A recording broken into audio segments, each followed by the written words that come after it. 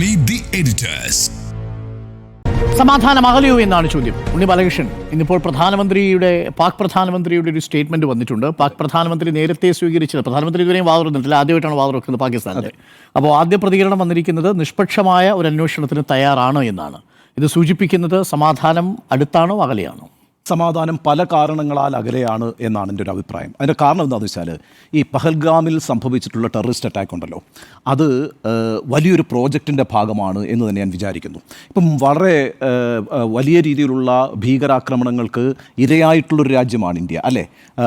2005-ലും 2006-ലും 2008-ലും 2001 parliament അടക്കം പലതരത്തിലുള്ള ഭീകരാക്രമണങ്ങൾക്ക് India വിധേയമായിട്ടുണ്ട്.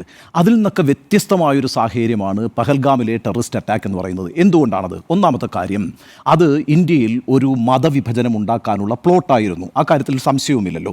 നോക്കൂ, ഹിന്ദുക്കളാണോ എന്ന് ചോദിച്ചുകൊണ്ട് ഹിന്ദുക്കളാണ് എന്ന് പറയുന്നവരെ വെടിവെച്ച് കൊല്ലുന്നു, മുസൽമാനാണെന്ന് പറയുന്ന ആളിനോട് കൽമ ചൊല്ലാൻ പറയുന്നു, അങ്ങനെ കൽമ ചൊല്ലുന്ന ആളിനെ വിട്ടുകളയുന്നു. അപ്പോൾ യഥാർത്ഥത്തിൽ നേരത്തെയൊക്കെ ഒരു ടെററിസ്റ്റ് അറ്റാക്ക് എന്ന് പറഞ്ഞാൽ ബോംബുകൾ കൊണ്ടുവന്ന് വിവിധ സ്ഥലങ്ങളിൽ പ്ലാൻ ചെയ്യും, അത് പൊട്ടിത്തെറിക്കും. ആ പൊട്ടിത്തെറിക്കുന്ന സമയത്ത് സിഖുകാർ മരിക്കാം, ക്രിസ്ത്യാനികൾ മരിക്കാം, ഹിന്ദുക്കൾ മരിക്കാം, മുസ്ലിങ്ങൾ മരിക്കാം. അതിൽ നിന്നൊക്കെ വ്യത്യസ്തമായി ഇവിടെ ഒരു ടൂറിസ്റ്റ് സ്പോട്ടിലേക്ക് എത്തിയിട്ട് ആളുകളെ മതം ചോദിച്ച് വെടിവെച്ച് കൊല്ലുന്നു എന്ന് പറയുന്നൊരു വാർത്ത പ്രചരിക്കുന്നത് വഴി, അത്തരത്തിലൊരു വാർത്ത നിർമ്മിക്കുന്നത് വഴി പാകിസ്ഥാൻ എന്താണ് ലക്ഷ്യം വെച്ചത്? ഇൻറ്റേർണലി ഒരു ഡിവിഷൻ ഇന്ത്യയിൽ ഉണ്ടാക്കുക എന്നുള്ളതായിരുന്നു. അപ്പോൾ അതുകൊണ്ട് തന്നെ ഇന്ത്യക്ക് ഒരുപാട് ലിമിറ്റേഷൻസ് ഉണ്ടായി. പെട്ടെന്നൊരു തിരിച്ചടിയിലേക്ക്, ഒരു യുദ്ധപ്രഖ്യാപനത്തിലേക്ക് ഇന്ത്യക്ക് പോകാൻ കഴിയില്ല. അങ്ങനെ പോയാൽ സംഭവിക്കുന്ന കാര്യം എന്താണ്? ഇന്ത്യയിലെ ഹിന്ദുക്കളെ കൊന്നു, അതിൻ്റെ പേരിൽ ഈ രാജ്യം പാകിസ്ഥാനെ ആക്രമിച്ചു എന്നാണ് റിപ്പോർട്ട് ചെയ്യപ്പെടുക. ഇപ്പോൾ തന്നെ ഇൻ്റർനാഷണൽ മാധ്യമങ്ങൾ പറയുന്നത് എന്താണ്?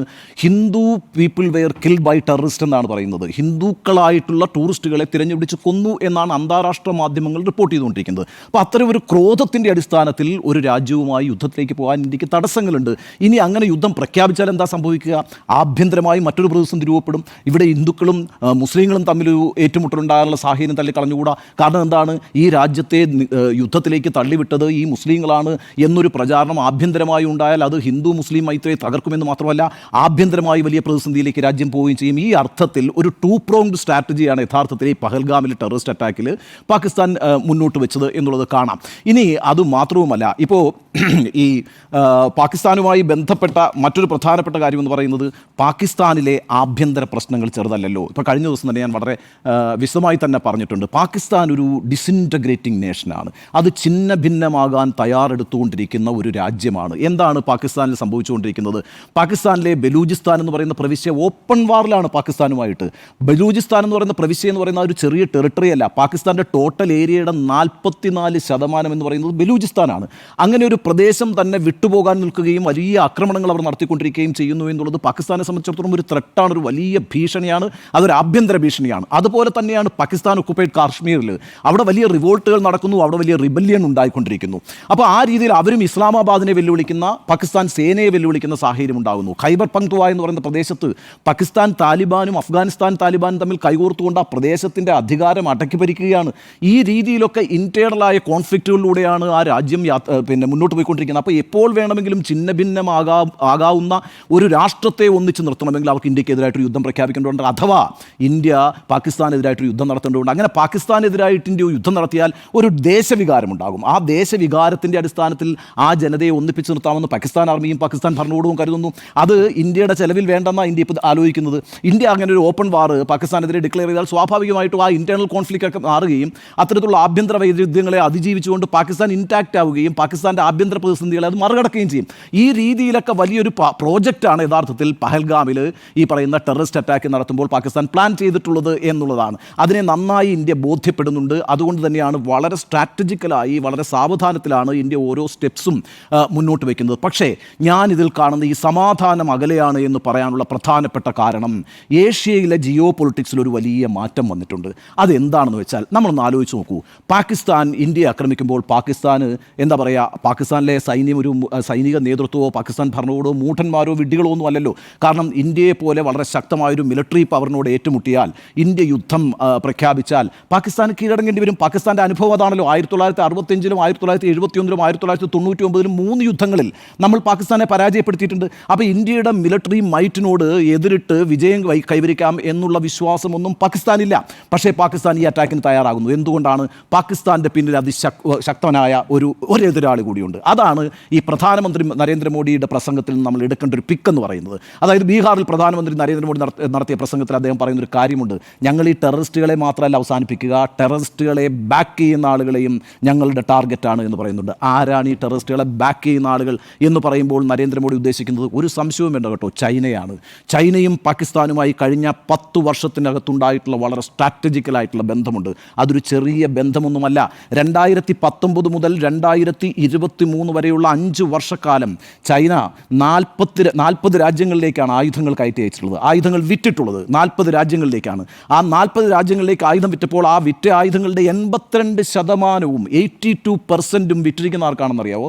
പാകിസ്ഥാനാണ്. ബാക്കി 39 രാജ്യങ്ങൾക്ക് ആകെ കൊടുത്തിട്ടുള്ളത് 18%.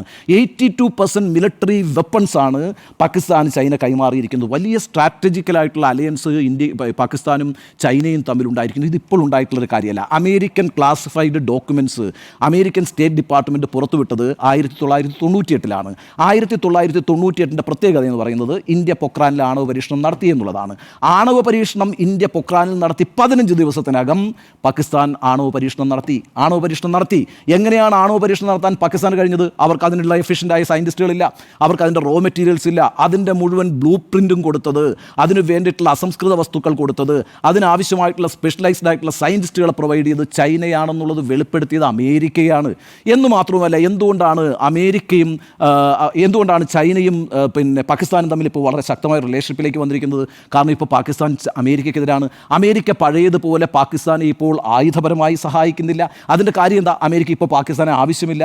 മുമ്പ് കോൾഡ് വാർ നടന്ന കാലഘട്ടത്തിൽ റഷ്യക്കെതിരായിട്ടുള്ള യുദ്ധത്തിൻ്റെ ഭാഗമായിട്ട് ശീതയുദ്ധത്തിൻ്റെ കാലഘട്ടത്തിൽ ഒരു സ്ട്രാറ്റജിക് പാർട്ട്ണർ എന്നുള്ള നിലയ്ക്കാണ് പാകിസ്ഥാനെ അമേരിക്ക കൂടെ നിർത്തിയിരുന്നത്. ശീതയുദ്ധം അവസാനിച്ചു, അമേരിക്ക പിന്മാറി. അമേരിക്ക മാത്രമല്ല, വെസ്റ്റേൺ കൺട്രീസ് ആകെ പിന്മാറി. അവിടെ നിന്നൊരു ആയുധവും ഇവർക്ക് ഇപ്പോൾ കിട്ടുന്നില്ല. അതുകൊണ്ടാണെന്നേ ഖ്വാജ ആസിഫ് കഴിഞ്ഞ ദിവസം വന്നിട്ട് സ്കൈ ന്യൂസിൽ പറയുന്നത് അമേരിക്കക്കാരാണ് ഞങ്ങളെ കൊണ്ട് ഈ പണിയെല്ലാം ചെയ്യിപ്പിച്ചതെന്ന്. ഇപ്പോൾ പറയുന്നത് എന്തുകൊണ്ടാണ്? ചൈനയുമായിട്ടുള്ള ഐക്യം കൊണ്ടാണെന്ന്. മാത്രവുമല്ല, ചൈനയുമായിട്ടുള്ളൊരു ധാരണയുടെ ഭാഗമായിട്ടൊരു വലിയ അപകടം ഇന്ത്യയുമായി ബന്ധപ്പെട്ടുണ്ട്. എന്താണെന്നറിയാമോ? ഈസ്റ്റേൺ ലഡാക്കിനടുത്തുള്ള പ്രദേശമാണ് ഈ ഷക്സ്ഗാം വാലി എന്ന് പറയുന്നത്. ഈ ഷക്സ്ഗാം വാലി എന്ന് പറയുന്നതിൻ്റെ പൊളിറ്റിക്കൽ കൺട്രോൾ യഥാർത്ഥത്തിൽ പാകിസ്ഥാനാണ്. പക്ഷേ അവിടെ ആ സ്ഥലം പൂർണ്ണമായും ചൈനയ്ക്ക് വിട്ടുകൊടുത്തിരിക്കുകയാണ്. എങ്ങനെയാണ് ചൈനയ്ക്ക് വിട്ടുകൊടുത്തിരിക്കുന്നത്? അവിടെ വലിയ പോസ്റ്റുകൾ ചൈന കൺസ്ട്രക്ട് ചെയ്തുകൊണ്ടിരിക്കുകയാണ്. അപ്പോൾ ഈ രീതിയിലുള്ള വലിയ കൊടുക്കൽ വാങ്ങലാണ് ചൈനയും പാകിസ്ഥാനുമായിട്ടുള്ളത്. അത് തന്നെയാണ് പാകിസ്ഥാൻ്റെ ഒന്നാമത്തെ ശക്തി എന്ന് പറയുന്നത്. ഏറ്റവും കൂടുതൽ മിലിറ്ററി സപ്പോർട്ട് ലഭിച്ചുകൊണ്ടിരിക്കുന്ന ചൈനയിൽ നിന്നാണ്. ഇനി ചൈന കളിക്കുന്ന മറ്റൊരു കളി കൂടി ഞാൻ പറഞ്ഞു തരാം. ഇന്ത്യയും ബംഗ്ലാദേശുമായിട്ടുള്ള ടൈസ് മോശമായിട്ടുണ്ട്, ഡിപ്ലോമാറ്റിക് റിലേഷൻ മോശമായിട്ടുണ്ട്. എന്തുകൊണ്ടാണ്? ഷേഖ് ഹസീന കഴിഞ്ഞ വർഷം അവിടെ പുറത്താക്കപ്പെട്ടു. ഷേഖ് ഹസീനയ്ക്ക് അഭയം കൊടുത്തതാരാണ്? നമ്മളാണ് അഭയം കൊടുത്തത്. സ്വാഭാവികമായും പുതിയ സർക്കാർ ഇന്ത്യക്കെതിരാണ്. അപ്പോൾ ബംഗ്ലാദേശും ഇന്ത്യയുമായിട്ടുള്ള ടൈസ് വളരെ മോശമാകുന്നു, ഡിപ്ലോമാറ്റിക് റിലേഷൻ മോശമാകുന്നു എന്ന് കാണുന്ന ചൈന പെട്ടെന്ന് തന്നെ ബംഗ്ലാദേശുമായി ഒരു അലയൻസ് ഉണ്ടാക്കുകയാണ്. ഞാൻ പറഞ്ഞു തരാം, 86% ഓഫ് ബംഗ്ലാദേശി വെപ്പൺ പ്രൊവൈഡ് ചെയ്യുന്നത് ഇപ്പോൾ ചൈനയാണ്. ഇതെല്ലാം ഇൻ്റർനാഷണലി പുറത്തേക്ക് വന്നിരിക്കുന്ന കണക്കുകളാണ്. 86% ആയുധങ്ങളും ബംഗ്ലാദേശ് ഉപയോഗിച്ചുകൊണ്ടിരിക്കുന്ന ആയുധങ്ങളും ഇപ്പോൾ പ്രൊവൈഡ് ചെയ്യുന്നത് 2024 അവർ തമ്മിലൊരു ധാരണയിലെത്തുകയും ചെയ്തു, കരാറിലെത്തുകയും ചെയ്തു. ആ രീതിയിൽ ചൈന വലിയ രീതിയിൽ ഇന്ത്യക്കെതിരായിട്ട് ഇന്ത്യൻ അഡ്വേഴ്സറീസുമായിട്ട്, അതായത് പാകിസ്ഥാനുമായിട്ടും ബംഗ്ലാദേശുമായിട്ടും വലിയ രീതിയിലുള്ള സ്ട്രാറ്റജിക് പാർട്ട്ണർഷിപ്പ് ഉണ്ടാക്കുന്നുണ്ട്. ആ പാർട്ട്ണർഷിപ്പ് എന്ന് പറയുന്നത് ഇന്ത്യയെ സംബന്ധിച്ചിടത്തോളം ആശങ്കാകരമാണ്. അതുകൊണ്ടാണ് ഞാൻ പറയുന്നത്, ഈ പറയുന്ന പഹൽഗാം അറ്റാക്ക് നമ്മൾ ചെറുതായിട്ട് കാണണ്ട. കഴിഞ്ഞ 5-6 വർഷമായിട്ട് ഈ അറ്റാക്കുകളൊന്നുമില്ല. അത് വളരെ സമാധാനത്തോടെ കാര്യങ്ങൾ പോയിക്കൊണ്ടിരിക്കുകയായിരുന്നു. ഇപ്പോൾ ഈ പൊട്ടിത്തെറി ഉണ്ടാകുന്നതിന് പിന്നിൽ ചൈനയുടെ ഒരു വലിയ പ്രവൃത്തിയുണ്ട് എന്നുള്ളതാണ്. അത് ഒരേ സമയം ഇന്ത്യക്കും അമേരിക്കയ്ക്കും എതിരെയാണ്. ചൈനയുടെ സ്ട്രാറ്റജി അതാണ്. അപ്പോൾ നമ്മൾ ഇപ്പോൾ പാകിസ്ഥാനുമായി ഒരു ഓപ്പൺ വാറിലേക്ക് പോയാൽ എന്താ സംഭവിക്കുക? ബംഗ്ലാദേശിൽ നിന്ന് എന്ത് സംഭവിക്കുമെന്ന് നമുക്ക് പറയാൻ കഴിയില്ല. ചൈനീസ് അതിർത്തിയിൽ എന്ത് സംഭവിക്കും എന്ന് നമുക്ക് പറയാൻ കഴിയില്ല. ആ രീതിയിലുള്ളൊരു ഒരു പ്രശ്നം ഇപ്പോൾ ഈ ഏഷ്യയുടെ ജിയോ പൊളിറ്റിക്സിൽ ഉണ്ടായിട്ടുണ്ട്. അത് വലിയ അപകടമാണ്. ഇന്ത്യയുമായി ബന്ധപ്പെട്ട് നിൽക്കുമ്പോൾ ഇന്ത്യക്ക് ഒരുപാട് ആശങ്കകൾ ഉണ്ടാക്കുന്ന കാര്യമാണ്. അതായത് പാകിസ്ഥാനുമായിട്ടുള്ള ഏറ്റുമുട്ടൽ മാത്രമല്ല നമ്മുടെ സമാധാനത്തിൻ്റെ പ്രശ്നം എന്ന് പറയുന്നത്, മറിച്ച് ഈ ജിയോ പൊളിറ്റിക്സ് ആണ്. അത് വളരെ ഗൗരവതരമാണ്. ഒരു കാര്യം കൂടി പറഞ്ഞ് ഞാൻ അവസാനിപ്പിക്കാം. ഇതിനകത്ത് മൂന്നാമത്തെ ഒരു കളിക്കാരൻ കൂടി വന്നിട്ടുണ്ട്, ഒരു തേർഡ് പ്ലെയർ കൂടിയുണ്ട്. അതാരാണെന്നറിയാമോ? ടർക്കിയാണ്. ടർക്കി രംഗപ്രവേശം ചെയ്തിരിക്കുന്നത് എങ്ങനെയാണെന്നറിയാമോ? ടർക്കി ബംഗ്ലാദേശുമായിട്ടും പാകിസ്ഥാനുമായിട്ടും വലിയ ബന്ധമുണ്ടാക്കിയിരിക്കുന്നു. ടർക്കിയാണ് ഇന്ന് ലോക രാജ്യങ്ങളിൽ ഏറ്റവും മികച്ച യുദ്ധ ഉപകരണങ്ങൾ ഉണ്ടാക്കുന്നതിൽ മുൻപന്തിയിൽ നിൽക്കുന്ന രാജ്യം. അവരുടെ യുദ്ധോപകരണങ്ങൾ ഈ ചൈന കൊടുത്തിട്ടുള്ള ഉപകരണങ്ങൾ പോലെയല്ല, ടെസ്റ്റഡ് ആൻഡ് പ്രൂവ്ഡ് ആണ്. എങ്ങനെയാണ് ടെസ്റ്റഡ് ആൻഡ് പ്രൂവ്ഡ് എന്ന് ഞാൻ പറയുന്നത്? അർമീനിയയും അസർബൈജാനും തമ്മിൽ യുദ്ധം ഉണ്ടായപ്പോൾ ഉപയോഗിച്ചത് ടർക്കിയുടെ ആയുധങ്ങളാണ്. ഇപ്പോൾ റഷ്യയും ഉക്രൈനും തമ്മിൽ യുദ്ധം ഉണ്ടാകുമ്പോൾ ഉപയോഗിക്കുന്നത് ടർക്കിയുടെ ആയുധങ്ങളാണ്. ടർക്കി ഒരു പ്രോജക്റ്റ് പ്രഖ്യാപിച്ചു. എന്താണെന്നറിയാമോ? ഏഷ്യ ന്യൂ ഇനിഷ്യേറ്റീവ് എന്ന് പറഞ്ഞിട്ട്. ഏഷ്യ എ ന്യൂ ഇനിഷ്യേറ്റീവ് എന്ന് പറഞ്ഞിട്ട് ടർക്കിക്ക് ഒരു പ്രോജക്റ്റ് ഉണ്ട്. ഈ ടർക്കിയുടെ ഈ പ്രോജക്റ്റിൻ്റെ ഭാഗമായിട്ട് ടർക്കി പക്ഷേ ഏഷ്യയിൽ 2 രാജ്യങ്ങളുമായിട്ട് മാത്രമേ ആയുധ കച്ചവടത്തിന് തയ്യാറായിട്ടുള്ളൂ. ആ 2 രാജ്യങ്ങളെന്ന് പറയുന്നത് പാകിസ്ഥാനും അതുപോലെ തന്നെ ബംഗ്ലാദേശുമാണ്. നമ്മൾ ആയുധം വാങ്ങിക്കാൻ ശ്രമിച്ചു. അപ്പോൾ എന്താ പറഞ്ഞതെന്നറിയോ? ഇന്ത്യക്ക് ബാൻ ഉണ്ട് എന്നാണ് പറഞ്ഞത്. ഇന്ത്യക്ക് ബാൻ ഉണ്ടെന്നുള്ളൊരു ഇൻ്റർനാഷണൽ ഫോറത്തിൽ വെച്ചിട്ടാണ് ടർക്കി ഡിക്ലെയർ ചെയ്യുന്നത് ആയുധം തരില്ല. എന്നിട്ട് ഈ പറയുന്ന ബംഗ്ലാദേശിനും കൊടുക്കുന്നു, പാകിസ്ഥാനും കൊടുക്കുന്നു. അവരുടെ ലക്ഷ്യം വേറൊന്നാണ്. എന്താണ്? ഇസ്ലാമിക് നേഷൻസിനെ യുണൈറ്റ് ചെയ്യുക എന്നുള്ളതാണ് ടർക്കിയുടെ ഒരു പ്രോജക്റ്റ്. ഞാൻ പറഞ്ഞു വരുന്നത്, പഹൽഗാമിലെ ഈ വിഷയത്തെ നമ്മൾ എത്ര ഗൗരവത്തോടുകൂടി കാണണം. കാരണം എന്താണെന്ന് വെച്ചാൽ പഹൽഗാമിലേക്ക് വളരെ പെട്ടെന്നൊരു അറ്റാക്ക് ആസൂത്രണം ചെയ്യുന്നതിന് പിന്നിൽ പാകിസ്ഥാനെ എന്താ പറയുക ധൈര്യം കൊടുക്കുന്നത് ചൈനയുമായിട്ടുള്ള പാകിസ്ഥാൻ്റെ ശക്തമായ ബന്ധവും അതേപോടൊപ്പം തന്നെ ടർക്കി നൽകുന്ന ആയുധങ്ങളും ഒക്കെയാണ്. ആ രീതിയിൽ ഒരു വലിയ സ്ട്രാറ്റജിക്കലായ മൂവ് ഏഷ്യയിൽ അതിൻ്റെ ജിയോ പൊളിറ്റിക്സിൽ വേറൊരു രീതിയിൽ വലിയ മാറ്റങ്ങൾ വരുത്തുന്ന രീതിയിൽ കാര്യങ്ങൾ മുന്നോട്ട് പോകുമ്പോൾ സമാധാനം അടുത്താണ് എന്ന് പറയാൻ കഴിയില്ല. ഇന്ത്യയും പാകിസ്ഥാനുമായി ഒരു പക്ഷേ ഈ LOCയിലെ ക്ലാഷുകളും അവിടുത്തെ സൈനിക അഭ്യാസങ്ങളും ഇപ്പോൾ ഈ പറയുന്ന നാവിക പ്രകടനങ്ങളും ഒക്കെ ആയിട്ട് കുറേ കാലം മുന്നോട്ട് പോകുമായിരിക്കും. പിന്നീട് ഏതെങ്കിലും ഒരു ഘട്ടത്തിൽ ഏതെങ്കിലും തരത്തിലുള്ള ഒത്തുതീർപ്പുകൾക്ക് സാധ്യതയുണ്ടാകാം. പക്ഷേ ഈ പറയുന്ന ജിയോ പൊളിറ്റിക്സ് എന്ന് പറയുന്നത് മാറിയ ഈ ഭൂമി ഈ ഭൗമരാഷ്ട്രീയമുണ്ടല്ലോ, ആ രാഷ്ട്രീയത്തിൻ്റെ ഭാഗമായി തന്ത്രപരമായി ഒന്നിക്കുന്ന അയൽ രാജ്യങ്ങളെ സംബന്ധിച്ചുള്ള ആശങ്ക എന്ന് പറയുന്നത് ഇന്ത്യയെ സംബന്ധിച്ച് ചെറിയൊരു കാര്യമല്ല. അതുകൊണ്ടാണ് പ്രധാനമന്ത്രി വളരെ കൃത്യമായി പറഞ്ഞിരിക്കുന്നത് ഞങ്ങളുടെ ടാർഗറ്റ് എന്ന് പറയുന്നത് ഇപ്പോഴത്തെ ഈ ടെററിസം നടപ്പാക്കിയവർ മാത്രമല്ല, ഈ ടെററിസം നടപ്പാക്കിയ പാകിസ്ഥാൻ മാത്രമല്ല, അതിനു പിന്നിൽ പ്രവർത്തിച്ചുകൊണ്ടിരിക്കുന്ന മറ്റ് ശക്തികൾ കൂടിയാണ്. അവർക്കും ആൻസർ നൽകുമെന്ന് പറയുമ്പോൾ നോക്കൂ, സമാധാനം അത്ര എളുപ്പത്തിൽ നമുക്ക് കൈവരിക്കാൻ കഴിയുന്ന ഒരു സാഹചര്യം ഞാൻ പറയുന്നത് ജിയോ പൊളിറ്റിക്കലി സ്ട്രാറ്റജിക്കലി ഏഷ്യയിൽ അപ്രത്യക്ഷമായിക്കൊണ്ടിരിക്കുകയാണ്. മറ്റൊരു തരം സംഘം ചേരലുകൾ ഇന്ത്യക്കെതിരായി രൂപപ്പെട്ടുകൊണ്ടിരിക്കുന്നു. ഇത് വളരെ ആശങ്കാജനകമായ ഒരു സാഹചര്യമായി തന്നെ വിലയിരുത്തണമെന്നാണ് എൻ്റെ അഭിപ്രായം. ഓക്കെ, ഞാൻ സ്മൃതിയിലേക്ക് കൂടി വരാം. സ്മൃതി, പാകിസ്ഥാൻ പ്രധാനമന്ത്രിയുടെ ഈ ഒത്തുതീർപ്പിന് ചർച്ചയ്ക്ക് തയ്യാറാണ് എന്ന മട്ടിലേക്കല്ലെങ്കിലും ഒരു നിഷ്പക്ഷമായ അന്വേഷണത്തിന് തയ്യാറാണ് എന്ന നിലപാടിലേക്ക് വരുന്നത് പാക് ഡിഫൻസ് മിനിസ്റ്റർ ഖവാജ ആസിഫ് നേരത്തെ പറഞ്ഞിരിക്കുന്നതനുസരിച്ച് ന്യൂക്ലിയർ ശക്തി വേണ്ടി വന്നാൽ ഉപയോഗിക്കാൻ പോലും ഞങ്ങൾ പ്രിപ്പയർഡ് ആണ് എന്ന മട്ടിലുള്ള പ്രതികരണമാണ്. ബിലാവൽ ഭൂട്ടോ പറയുന്നത് ചോരപ്പുഴ ഒഴുക്കുമെന്നാണ് നിങ്ങൾ സിന്ധുവിലൂടെ വെള്ളം തന്നില്ലെങ്കിൽ. അപ്പോൾ ഈ നിലപാടിൽ നിന്ന് പ്രധാനമന്ത്രി മാറുന്നു എന്നാണോ നമ്മൾ മനസ്സിലാക്കേണ്ടത്? അങ്ങനെയാണെങ്കിൽ സമാധാനം അകലെയാണ്. ഒരു ഏകാഭിപ്രായം പ്രകടിപ്പിക്കാൻ പോലും കഴിയാത്തൊരു രാജ്യമാണ്. അവിടെ പ്രധാനമന്ത്രിക്ക് പ്രത്യേകിച്ച് റോളില്ല. അവിടെ ഇപ്പോൾ റാവൽപിണ്ടിയിലാണ് തീരുമാനമുണ്ടാകുന്നത്. അതായത് സൈനിക മേധാവിയാണ് തീരുമാനമെടുക്കുന്നത്, അസീം മുനീറാണ് തീരുമാനങ്ങൾ എടുക്കുന്നത്. പ്രധാനമന്ത്രിക്ക് യഥാർത്ഥത്തിൽ ഇന്ത്യയുമായി ആഭിമുഖ്യമുള്ള വ്യക്തി തന്നെയാണ് അദ്ദേഹം. പക്ഷേ അദ്ദേഹത്തിൻ്റെ നിലപാടിനൊന്നും അത്രയൊരു വിലയുണ്ടാകില്ല, അല്ലെങ്കിൽ ആ രൂപത്തിൽ അത് പരിഹരിക്കപ്പെടില്ല. ഇപ്പോൾ ആക്രമണമുണ്ടായി 3ാമത്തെ ദിവസമേ അദ്ദേഹത്തിന് പ്രതികരിക്കാൻ പറ്റിയിട്ടുള്ളൂ എന്നൊരു കാര്യം കൂടി അദ്ദേഹത്തിന് നിസ്സഹായത വെളിവാക്കുന്നതാണ്. അപ്പോൾ അത്രത്തോളം ചിതറിക്കിടക്കുന്ന ഒരു സംവിധാനമാണിത്. ബിലാവൽ ഭൂട്ടോ, നമ്മൾ വളരെ ചെറുപ്പത്തിൽ മുതൽ ബിലാവൽ ഭൂട്ടോയെ കാണുന്നുണ്ട്, ബേനസർ ഭൂട്ടോയുടെ മകനായിട്ട്. ഇപ്പോൾ അവിടെ ബിലാവൽ ഭൂട്ടോ ഒരു റാലിയിൽ പങ്കെടുത്തുകൊണ്ടാണ് ഈ കരാർ, സിന്ധു നദീജല കരാർ റദ്ദാക്കുകയാണെങ്കിൽ, വെള്ളം ഒഴുക്കുന്നത് നിർത്തുകയാണെങ്കിൽ ഞങ്ങൾ നിങ്ങളുടെ ചോര ഒഴുക്കുമെന്നുള്ള പ്രകോപനപരമായ പ്രസംഗം നടത്തിയത്. അവിടെയുള്ള നേതാക്കൾക്കൊക്കെ അതാണ് രീതി. അങ്ങനെ പ്രസംഗിക്കുമ്പോഴാണ് അവിടെ ജനപിന്തുണ കിട്ടുക എന്നൊരു തെറ്റിദ്ധാരണയിൽ നിന്നായിരിക്കണം ഇത്തരം പ്രതികരണങ്ങൾ നടത്തുന്നത്. കാരണം വെള്ളം അവിടെ ഒരു പ്രധാനപ്പെട്ട പ്രശ്നമാണ്. വെള്ളം കിട്ടിയിട്ടില്ലെങ്കിൽ സ്വാഭാവികമായും ജനങ്ങൾ സർക്കാരിനെതിരെ തിരിയുന്ന ഒരു സാഹചര്യം കൂടി അവിടെയുണ്ട്. നമ്മൾ കഴിഞ്ഞ ദിവസങ്ങളിലൊക്കെ ചർച്ച ചെയ്തിട്ടുള്ളതാണ്. ഇത് പാകിസ്ഥാനുമായി ബന്ധപ്പെട്ടുള്ള കാര്യം. ഈ പറഞ്ഞ ഈ പഹൽഗാം ആക്രമണം എന്നുള്ളത് ഒരു ഇടവേളയ്ക്ക് ശേഷം വന്നതാണ്. അത് എങ്ങനെ സംഭവിച്ചു എന്നുള്ളൊരു പരിശോധനയിലേക്ക് കൂടി നമ്മൾ കടക്കേണ്ടിയിരിക്കുന്നു. ഇപ്പോൾ നമ്മൾ ലോകരാഷ്ട്രങ്ങളിലെ പിന്തുണ ഉണ്ട് എന്ന് പറയുകയാണല്ലോ. ആദ്യഘട്ടത്തിൽ ഈ ആക്രമണത്തെ അപലപിച്ച് എല്ലാ ലോകരാഷ്ട്രങ്ങളും വന്നിട്ടുണ്ട്.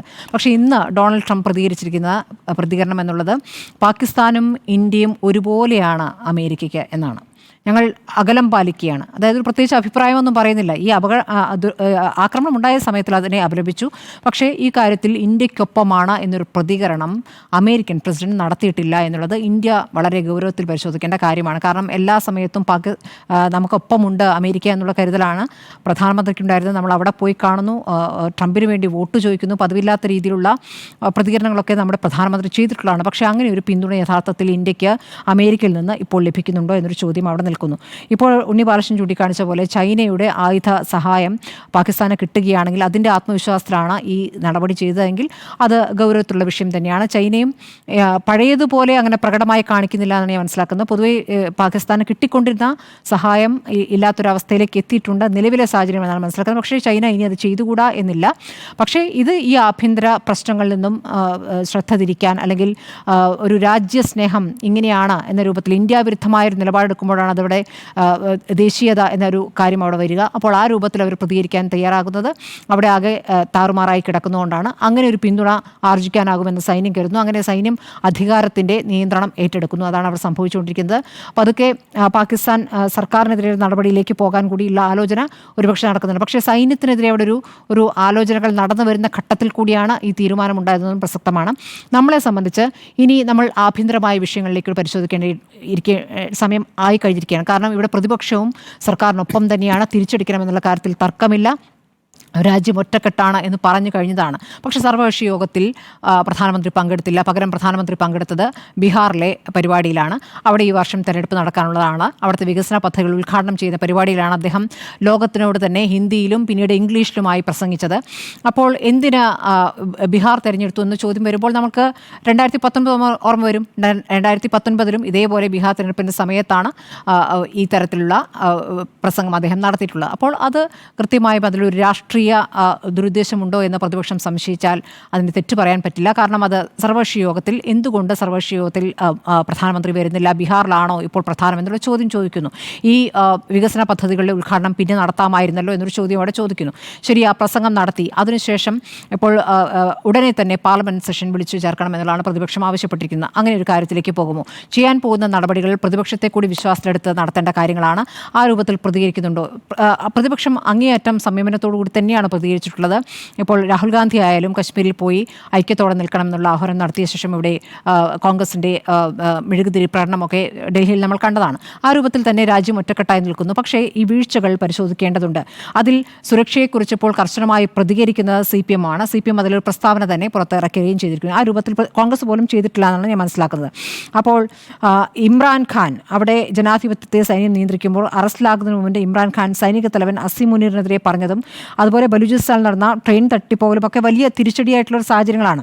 അപ്പോൾ അമേരിക്ക ഇപ്പോൾ അവിടെ പാകിസ്ഥാൻ ഡെമോക്രസി ആക്ട് കൊണ്ടുവന്ന് പാക് സൈന്യത്തിൻ്റെ ഇടപെടലുകളെ അപലപിക്കാനുള്ള ഒരു നീക്കം നടക്കുന്ന ഘട്ടത്തിൽ കൂടിയാണ് ഈ ആക്രമണം നടന്നിരിക്കുന്നത്.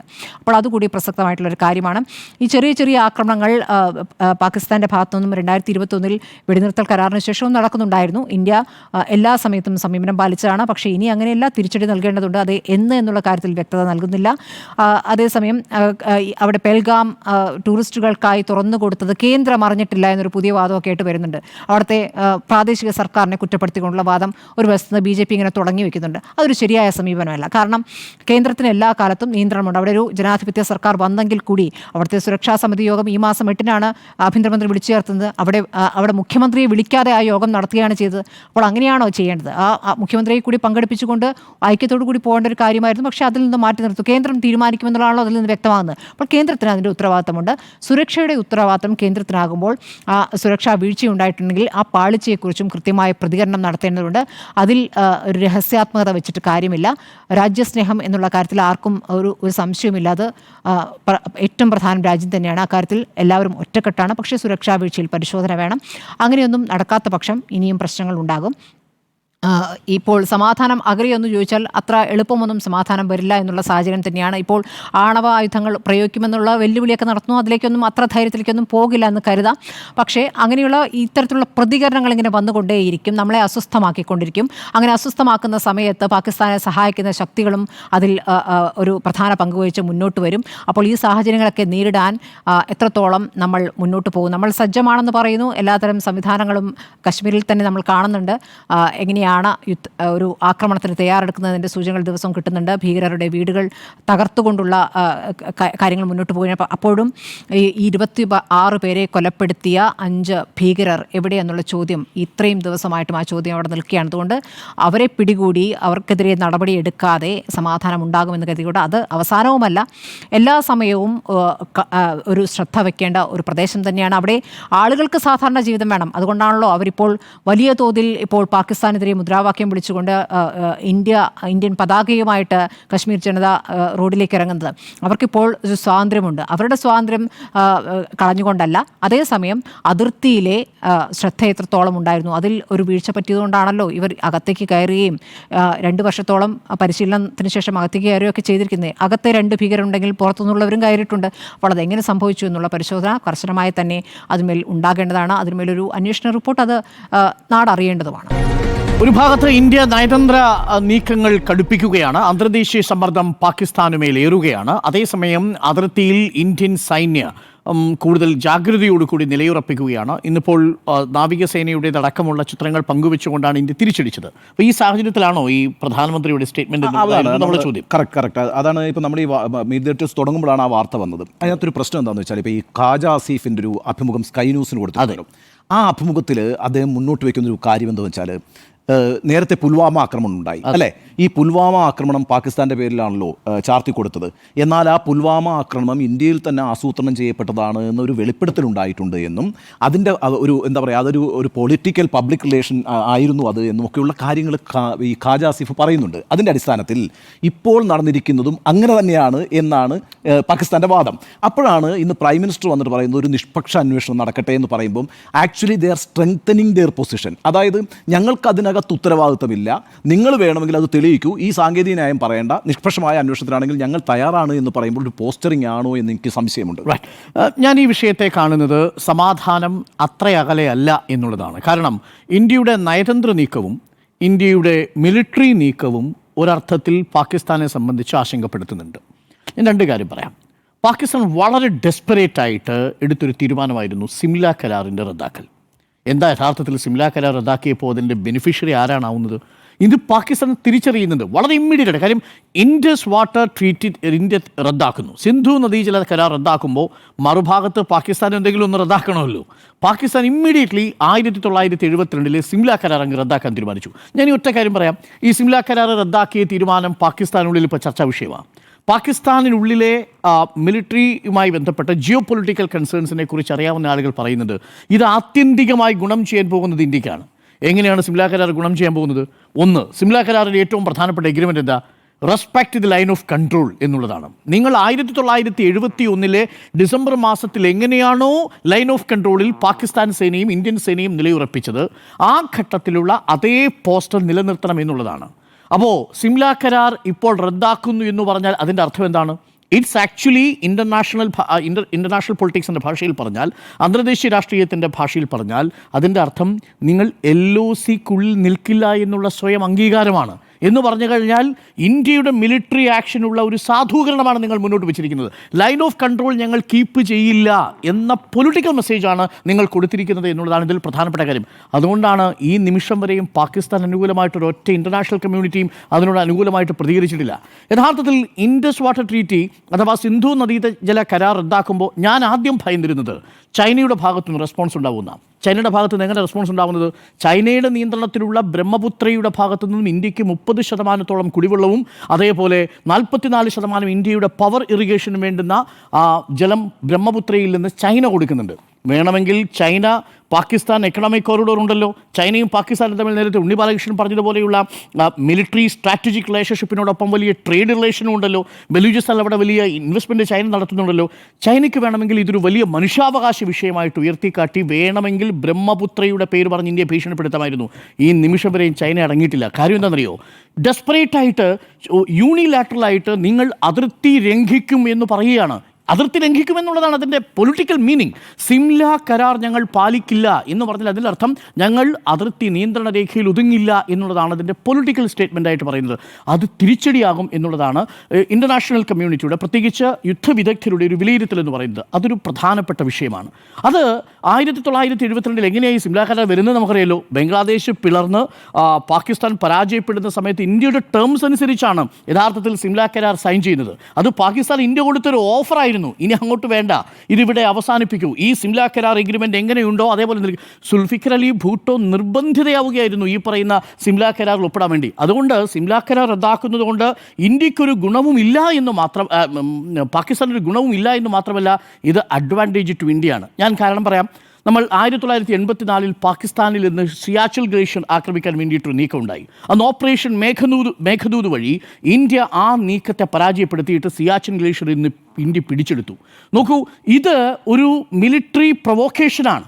ഇത് യഥാർത്ഥത്തിൽ സൈനികരെ യഥാർത്ഥത്തിൽ ലൈൻ ഓഫ് കൺട്രോൾ കടന്നു വരാൻ പ്രേരിപ്പിക്കുന്ന, അവരുടെ അതിർത്തിയിൽ ജാഗ്രതയോടുകൂടി നിൽക്കാൻ പ്രേരിപ്പിക്കുന്ന ഒരു സന്ദേശമാണ്. അപ്പോൾ ഇന്റർനാഷണൽ കമ്മ്യൂണിറ്റിയുടെ മുന്നിൽ പാകിസ്ഥാൻ നിയന്ത്രണ രേഖ ലംഘിക്കുന്ന തരത്തിലുള്ള ഒരു തീരുമാനമാണ് എടുത്തിരിക്കുന്നത് എന്നതാണ് ഈ സിംല കരാറിൻ്റെ എഗ്രിമെന്റ്. ഞാൻ പറഞ്ഞത് ഏതെങ്കിലും തരത്തിൽ സിംല കരാർ പാകിസ്ഥാൻ പിന്മാറുന്നത് കൊണ്ട് ഇന്ത്യ അതിർത്തി കടന്നോ പാകിസ്ഥാൻ അടിക്കുമെന്നല്ല. പക്ഷേ നോക്കൂ, എത്ര ഡെസ്പറേറ്റ് ആയിട്ട്, എത്ര ഫൂളിഷായ, എത്ര വിഡ്ഢിത്തം നിറഞ്ഞൊരു തീരുമാനമാണ് പാകിസ്ഥാൻ എടുത്തത്. അത് സൂചിപ്പിക്കുന്നത് എന്താണ്? പാകിസ്ഥാൻ സ്ട്രോങ് അല്ല എന്നാണ്. പാകിസ്ഥാൻ ഈസ് ടു വീക്ക് എന്നുള്ളതാണ് പാകിസ്ഥാൻ എടുത്ത ഈ തീരുമാനം തന്നെ പ്രധാനമായിട്ടും സൂചിപ്പിക്കുന്നത്. രണ്ടാമത്തെ ഒരു കാര്യമുണ്ട്. സിംല കരാർ എഗ്രിമെന്റ് റദ്ദാക്കിയപ്പോൾ എന്താ സംഭവിച്ചെന്നറിയാമോ? ഇന്ത്യയും പാകിസ്ഥാനും തമ്മിലുള്ള എല്ലാ അഭിപ്രായ വ്യത്യാസങ്ങളും ബൈലാറ്ററൽ ടോക്സിലൂടെ മാത്രം പരിഹരിക്കണമെന്നായിരുന്നു. അതായത് മറ്റേതെങ്കിലും ഒരു ഫോറത്തിൽ പോയി ഇന്ത്യ പാകിസ്ഥാനുമായി ബന്ധപ്പെട്ട വിഷയം, അത് കാശ്മീരുമായി ബന്ധപ്പെട്ട വിഷയമാവട്ടെ, മറ്റേതെങ്കിലും വിഷയം നേരിട്ട് സംസാരിക്കാതെ ഇന്ത്യയും പാകിസ്ഥാനും നേരിട്ട് സംസാരിക്കണം. മറ്റൊരു രാജ്യത്തെ ഇതിനകത്ത് ഇൻവോൾവ് ചെയ്യരുതെന്നുള്ളതായിരുന്നു. സിംല കരാറിൽ നിന്നിപ്പോൾ പിന്മാറി. ഇന്ന് ഇന്ത്യയോടൊപ്പം നിൽക്കുന്ന രാജ്യങ്ങൾ ഏതൊക്കെ, പാകിസ്ഥാനോടൊപ്പം നിൽക്കുന്ന രാജ്യങ്ങൾ ഏതൊക്കെ, നമുക്കൊന്ന് കണക്കെടുത്ത് നോക്കാം. കണക്കെടുത്ത് നോക്കിയാൽ ഇപ്പോൾ പോലും ഈ നിമിഷവും ഏതെങ്കിലും തരത്തിൽ ചൈനയ്ക്ക് സ്ട്രാറ്റജിക് മിലിറ്ററി അലയൻസ് ഉണ്ട് എന്ന് പറയാൻ കഴിയുന്ന രാജ്യങ്ങൾ, കാശ്മീർ വിഷയത്തിൽ ഒപ്പം നിൽക്കുമെന്ന് പറയാൻ പറ്റുന്ന രാജ്യങ്ങളൊന്ന് അസർബൈജാനാണ്, മറ്റൊന്ന് ടർക്കിയാണ്, മറ്റൊന്ന് അങ്ങ് പറഞ്ഞതുപോലെ ചൈനയാണ്. പക്ഷേ ചൈനയ്ക്കൊരു പരിമിതിയുണ്ട്. എന്താ ചൈനയുടെ പരിമിതി? ബലൂചിസ്ഥാനിൽ ചൈനയ്ക്കെതിരെയുള്ള അറ്റാക്ക് നടക്കുകയാണ്. പലയിടങ്ങളിലും ചൈനീസ് പേഴ്സൺസിനെ അവിടെ അറ്റാക്ക് ചെയ്തുകൊണ്ടിരിക്കുകയാണ്. അതുകൊണ്ട് തന്നെ ചൈനീസ് ഗവൺമെൻറ് നിർബന്ധിതമായി ഒരു തരത്തിലുള്ള ടെററിസത്തെയും ഞങ്ങൾ പ്രോത്സാഹിപ്പിക്കില്ല എന്ന് ചൈന പറയാൻ നിർബന്ധിതമായി. ശരിയാണ്, ചൈനയ്ക്ക് ലാർജർ എക്കണോമിക് ഇൻട്രസ്റ്റ് അവിടെയുണ്ട്, സ്ട്രാറ്റജിക് റിലേഷൻഷിപ്പിൻ്റെ വിഷയമുണ്ട്, കാര്യം അമേരിക്കയുമായി ബന്ധപ്പെട്ട ഒരു വിഷയം, ജിയോ പൊളിറ്റിക്കൽ കൺസേൺ അവിടെയുണ്ട്. പക്ഷേ നോക്കൂ, ഇന്ത്യ ഇന്ന് ഈ വിഷയം ഇന്റർനാഷണൽ കമ്മ്യൂണിറ്റിയിൽ പ്രസൻറ്റ് ചെയ്താൽ ഇന്ത്യയെ പിന്തുണയ്ക്കാൻ വരുന്നത് ആരൊക്കെയാണ്? Number 1 Russia, number 2 US, number 3 European union. ഈ രാജ്യങ്ങൾ എല്ലാം പോട്ടെ, ഓർഗനൈസേഷൻ ഓഫ് ഇസ്ലാമിക് കൺട്രീസ് എന്താണ് 2020 ഈ വിഷയം ചർച്ചയ്ക്കെടുക്കാഞ്ഞത്? പാകിസ്ഥാൻ ഈ വിഷയം ഓർഗനൈസേഷൻ ഓഫ് ഇസ്ലാമിക് കൺട്രീസിൽ പ്രസൻറ്റ് ചെയ്തതാണ്. എന്തായിരുന്നു പാകിസ്ഥാനിൻ്റെ വിഷയം? കാശ്മീർ എന്നുള്ളതിനെ, അഥവാ പാകിസ്ഥാൻ എന്നുള്ളതിനെ ഒരു രണ്ടാമത്തെ പുണ്യ ഇസ്ലാമിക രാജ്യമായിട്ട് പ്രഖ്യാപിക്കണം എന്നുള്ളതായിരുന്നു പാകിസ്ഥാൻ നിലപാട്. ഇപ്പോഴും ആ നിലപാടാണ് പാകിസ്ഥാൻ. പക്ഷേ ഒരൊറ്റ രാജ്യം അതിനെ പിന്തുണച്ചിട്ടില്ല. അവർ പറയുന്നത് എന്താണെന്നറിയോ? മദീന എങ്ങനെയാണോ കലിമ ചൊല്ലി ഒരു രാജ്യം സൃഷ്ടിക്കപ്പെട്ടത്, അതുപോലെയാണ് പാകിസ്ഥാൻ. അതുകൊണ്ട് എല്ലാ ഇസ്ലാമിക രാജ്യങ്ങളും പാകിസ്ഥാനൊപ്പം നിൽക്കണമെന്ന്. ഓർഗനൈസേഷൻ ഓഫ് ഇസ്ലാമിക് കൺട്രീസിൽ ഒരൊറ്റ രാജ്യം പാകിസ്ഥാൻ്റെ ഈ ക്രോസ് ബോർഡർ ടെററിസത്തെ പിന്തുണച്ചിട്ടില്ലെന്നും മാത്രവുമല്ല, നോക്കൂ, ഈ ആക്രമണം തെരഞ്ഞെടുത്ത ദിവസം എന്ന് പറയുന്നത് പ്രധാനപ്പെട്ട ഒരു ദിവസമാണ്. സൗദി അറേബ്യയിൽ നമ്മുടെ പ്രധാനമന്ത്രി സന്ദർശനം നടത്തി 2 പ്രധാനപ്പെട്ട സ്ട്രാറ്റജിക് ആൻഡ് എക്കണോമിക് ട്രേഡുമായി ബന്ധപ്പെട്ട കരാറുകൾ ഒപ്പിടുന്ന നേരമാണ് പാകിസ്ഥാൻ ആക്രമിച്ചത് തന്നെ. സൗദിയുടെ പിന്തുണയില്ല, ഓർഗനൈസേഷൻ ഓഫ് ഇസ്ലാമിക് കൺട്രീസിൻ്റെ പിന്തുണയില്ല. ഇനി മാത്രവുമല്ല, നോക്കൂ, ഇന്ത്യ ഇസ്ലാമിക രാജ്യങ്ങളുമായിട്ട് ഒപ്പുവെച്ചിരിക്കുന്ന മറ്റൊരു കരാറുണ്ടല്ലോ, ഈ middle east Europe economic corridor എന്ന് പറയുന്ന പദ്ധതി ഉണ്ടല്ലോ. ഇത് വലിയ എക്കണോമിക് ഇൻട്രസ്റ്റ് ആണെന്ന്. ഏതെങ്കിലും തരത്തിൽ UAE, ഈ കുവൈറ്റ്, ഖത്തർ, ഇന്ത്യയുടെ സാമ്പത്തിക താല്പര്യങ്ങളും അപ്പുറത്ത്, ഇന്ത്യയുമായിട്ടുള്ള എക്കണോമിക് റിലേഷൻസിനും അപ്പുറത്തേക്ക് ഈ മിഡിൽ ഈസ്റ്റ് യൂറോപ്യൻ എക്കണോമിക് കോറിഡോറിനും അപ്പുറത്ത് പാകിസ്ഥാനെ പിന്തുണയ്ക്കാൻ തയ്യാറാവില്ല. അതുകൊണ്ടാണ് സിംല കരാറിൽ നിന്നുള്ള ഏകപക്ഷീയമായ പിന്മാറ്റം ചൈനയ്ക്ക് തിരിച്ചടിയാണ് എന്നുള്ളതാണ് എല്ലാ വിദഗ്ധരും അഭിപ്രായപ്പെടുന്നത്. അത് സ്ട്രാറ്റജിക്കലി അഡ്വാൻറ്റേജ് ടു ഇന്ത്യയായി മാറിക്കഴിഞ്ഞിരിക്കുന്നു. പാകിസ്ഥാന് തിരിച്ചടിയായി മാറിക്കഴിഞ്ഞിരിക്കുന്നു. സ്ട്രാറ്റജിക്കലി അഡ്വാൻറ്റേജ് ടു ഇന്ത്യയായി മാറിക്കഴിഞ്ഞിരിക്കുന്നു. എന്ന് വെച്ചാൽ അത്ര ഡെസ്പറേറ്റ് ആയിട്ട് പാകിസ്ഥാൻ തീരുമാനമെടുക്കണമെങ്കിൽ ഞാൻ മനസ്സിലാക്കുന്നു പാകിസ്ഥാൻ ഉള്ളിൽ നിന്ന് പൊളിഞ്ഞു തുടങ്ങിയിരിക്കുന്നു എന്നുള്ളതാണ്. ഇനി എന്തുകൊണ്ടാണ് സമാധാനം അത്ര അകലെയല്ല എന്ന് പറയാനുള്ള കാരണം? ഒന്ന്, ഈ സിന്ധു നദീജല കരാറുമായി ബന്ധപ്പെട്ടുകൊണ്ടുള്ള ഇന്ത്യയുടെ നീക്കം അടുത്തൊന്നും തന്നെ പാകിസ്ഥാനെ ബാധിക്കാൻ പോകുന്നില്ല. പാകിസ്ഥാനിൽ ഇതൊരു വലിയ ഇൻറ്റേർണൽ ഇഷ്യൂ ആയി, ഒരു കലാപമായി വരാനുള്ള സാധ്യതയും ഇപ്പോഴില്ല. കാരണം എന്താ? ഇന്ത്യക്ക് ഈ സിന്ധു നദിയുടെയോ അതല്ലെങ്കിൽ ജലം നദിയുടെയോ ചീനാം നദിയുടെയോ വെള്ളം ഏതെങ്കിലും അണ കെട്ടി തടഞ്ഞു നിർത്താൻ ആവശ്യമായ ഒരു സംവിധാനം ഇന്ന് ഇന്ത്യയിലില്ല. ആകെയുള്ളത് കിഷൻഗഞ്ച് എന്ന് പറയുന്ന ഒരു ഹൈഡ്രോ പവർ പ്രൊജക്റ്റ് മാത്രമാണ്. പിന്നെ മറ്റൊന്ന് ബിയാസിലും രവിയിലുമാണെന്ന് തോന്നുന്നു. 2 പ്രൊജക്റ്റുകൾ കൂടി വരുന്നുണ്ട്. 11-12 വർഷം എടുക്കും അവിടെ ഈ നദി ഒന്ന് കുറുകെ വെള്ളം കെട്ടി നിർത്തുന്ന ഒരു ഡാം ഒന്ന് പണിതു വരാൻ വേണ്ടിയിട്ട്. So it's to expensive.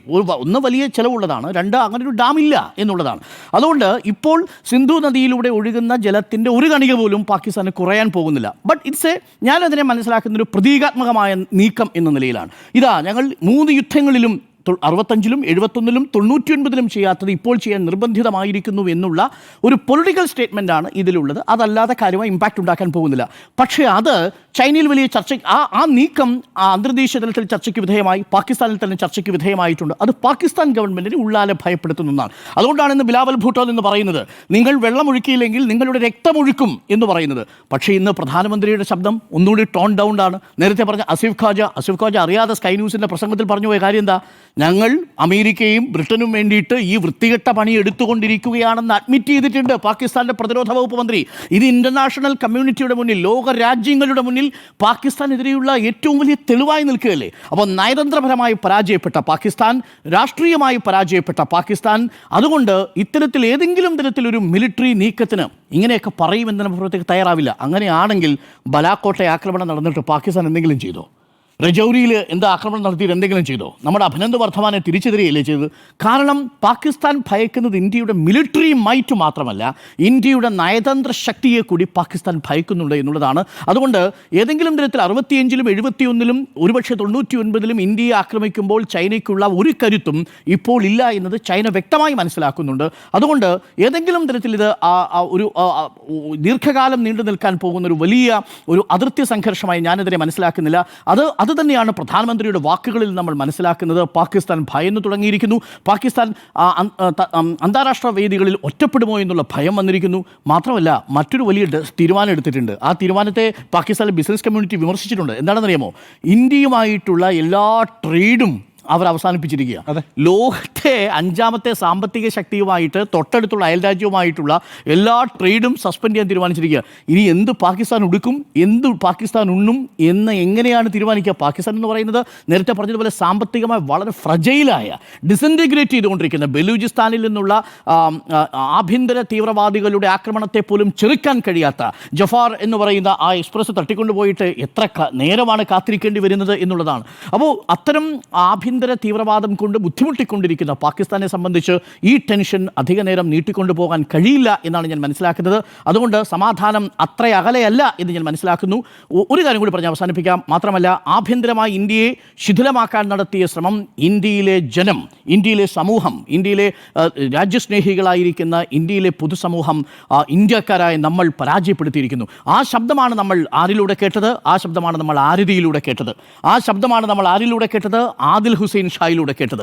ആ ശ്രമവും പാകിസ്ഥാൻ്റേത് പരാജയപ്പെട്ടിരിക്കുന്ന സാഹചര്യത്തിൽ പാകിസ്ഥാനിന് ഇനി പിന്മാറാതെ തരമില്ല എന്നുള്ളതാണ്. ഇന്ത്യയുടെ മിലിറ്ററി മൈറ്റുമായിട്ട് മുന്നോട്ട് പോകും, നയതന്ത്ര ശക്തിയുമായിട്ട് ഇന്ത്യ മുന്നോട്ട് പോകും എന്നുള്ളതാണ്. അതുകൊണ്ട് അതിർത്തിയിൽ സമാധാനം അത്ര അകലെയല്ല എന്നതാണ് എൻ്റെ ശുഭാപ്തി വിശ്വാസം. സമാധാനം അകലെയോ എന്നാണ് ചോദ്യം.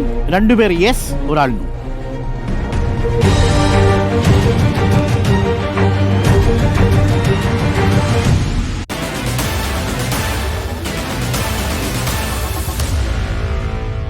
Meet the editors.